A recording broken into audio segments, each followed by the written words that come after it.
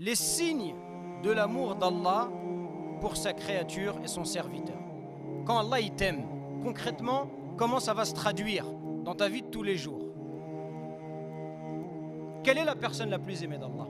Si je vous demande, quelle est la personne qu'Allah aime le plus? Je n'attends pas une catégorie de personnes. Non, je parle d'un individu en particulier. Le prophète sallallahu alayhi wa sallam.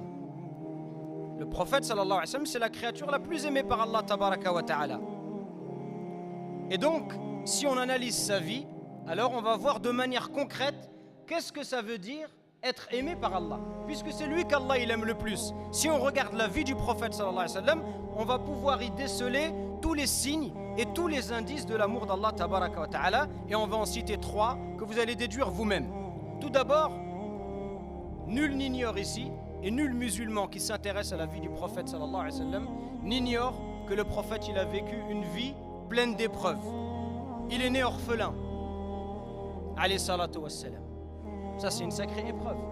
Il est né, il n'a jamais connu son père. Sa mère est décédée lorsque c'était un petit enfant qui a encore besoin de sa maman. Il va goûter à la pauvreté, alayhi salatu wassalam. Adulte, 6 de ses enfants sont décédés avant lui. Vous imaginez ce que c'est? 6. Quelqu'un qui perd un enfant, c'est une tragédie. Imaginez-vous quelqu'un qui enterre 6 de ses enfants. On va l'expulser de sa ville natale.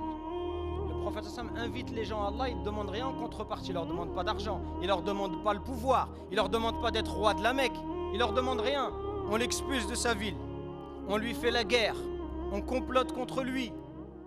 Même pendant les batailles, on l'a fait saigner, on lui a cassé des dents, on va l'insulter dans son honneur, on va dire que c'est un fou, un poète, un magicien, un sorcier. Ça, c'est pas des épreuves, mes frères et sœurs?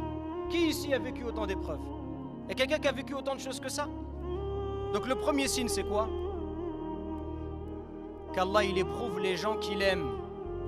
Quand Allah, il t'aime, il t'éprouve. Inna 'idham al-jaza'i ma'a 'idham al-bala. La grandeur de la récompense, elle va de pair avec la grandeur de l'épreuve.